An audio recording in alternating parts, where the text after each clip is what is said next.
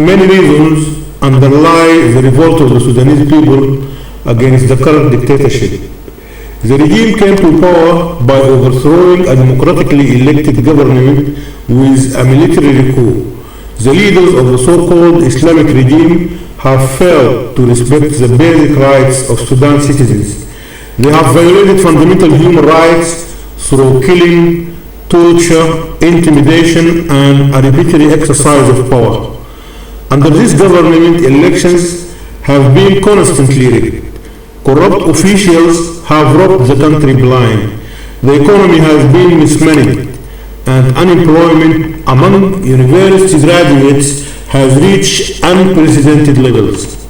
In addition, the president is now wanted by the International Criminal Court, the ICC, for war crimes, crimes against humanity, and genocide. This is a government which has failed to preserve national unity by prompting Southerners to vote for separation in order to escape from injustice, marginalization, and persecution. Popular revolutions in Sudan have always been led by the masses rather than the elites, but some opportunistic politicians joined the wave of revolution at the last minute, later claiming to have sparked it off. The godfather of the current regime was removed from power by his own disciples. He is well known to have a low opinion of the people's memory and intellect. In anticipation of the current uprising, he adopted the role of hero as usual.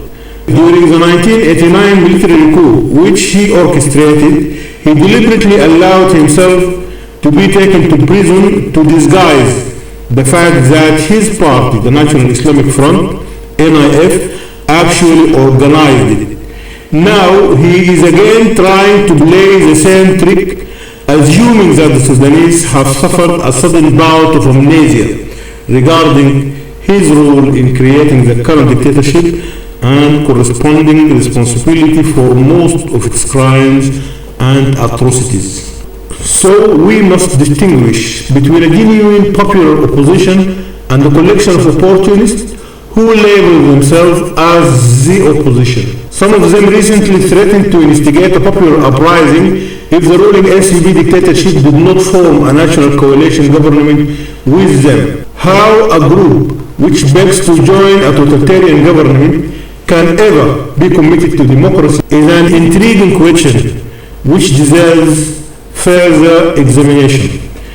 In the event, the NCP refused their offer of a national coalition or a popular uprising, stressing that they were democratically elected. But there is no doubt that the elections which brought the NCP into power were anything but democratic. Yet the NCP does have a point. The so-called opposition leaders legitimized the most recent elections by participating in them, knowing that the results were a foregone conclusion. Given that their participation lent a false legitimacy to these elections, it would be despicable for them to dismiss those elections now as rigged.